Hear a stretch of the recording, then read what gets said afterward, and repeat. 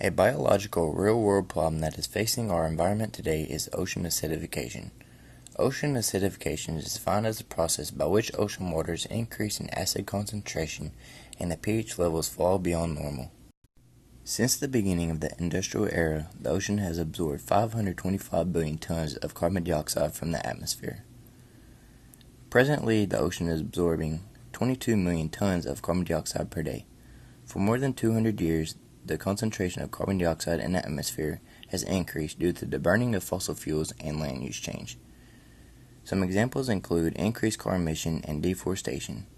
According to an article from the National Oceanic and Atmospheric Administration, when carbon dioxide is absorbed by seawater, a series of chemical reactions occurs, resulting in an increased concentration of hydrogen ions.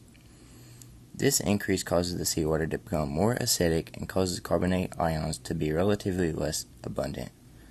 When there is a decrease in carbonate ions, it makes building and maintaining shells and other calcium carbonate structures difficult for calcifying organisms such as oysters, clams, and sea urchins. Along with the increased acid concentration, the pH level of the ocean falls beyond normal. For many years, the average pH level in the ocean is about 8.2. Today, however, the pH level is around 8.1. Although this change seems so little, it has major impacts on aquatic life.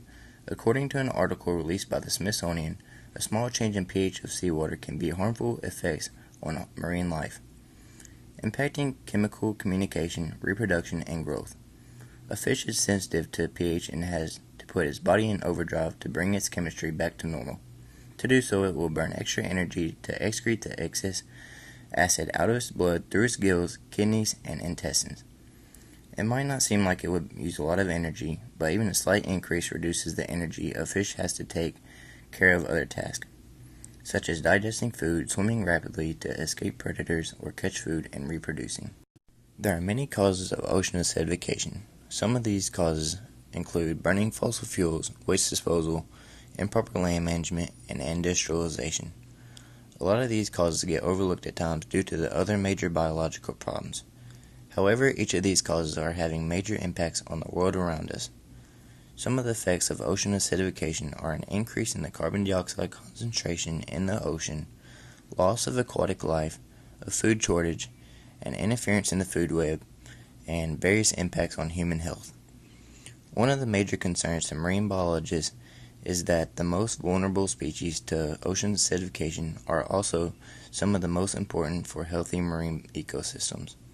Specifically, ocean acidification may adversely impact some plankton species, and their loss would ripple through food webs to impact larger animals like fish and whales.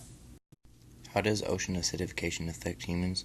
Well, today more than 1 billion people worldwide rely on food from the ocean as their primary source of protein. Approximately 20% of the world's population derives at least 1/5 of the animal protein intake from fish. Many jobs and economies in the U.S. around the world depend on the fish and shellfish that live in the oceans. There are many potential solutions to the problem of ocean acidification.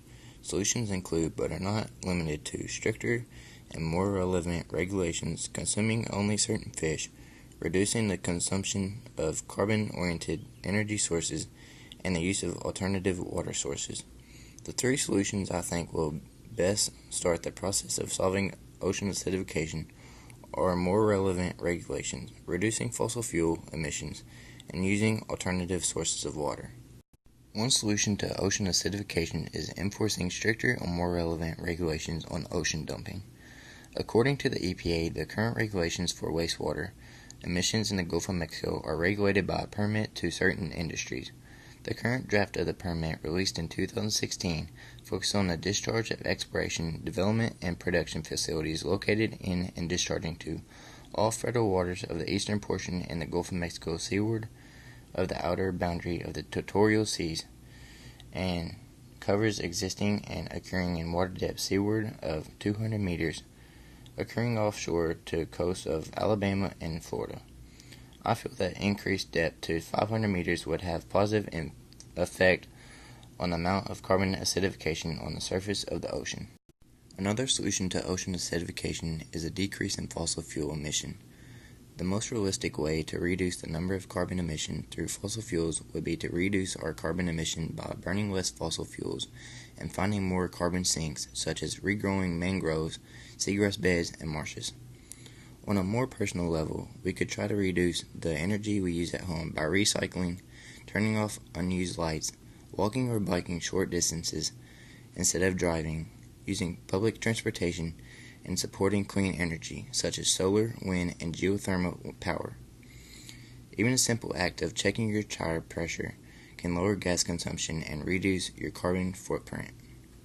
A final solution to ocean acidification could be to use alternative water sources. In today's society, drinking water is so abundant through the use of plastic water bottles and water from the tap. However, too often we forget where the water comes from and the process it takes to be purified. Our source of drinking water comes underground pipes leading from rivers, lakes, and streams. The water, after being pulled from the facility, which is part of the facilities that release carbon emission into our atmosphere. I am recommending that instead of using water from a plastic bottle or from the tap, to instead use water from a well or trapped rain water that you can purify at your own house.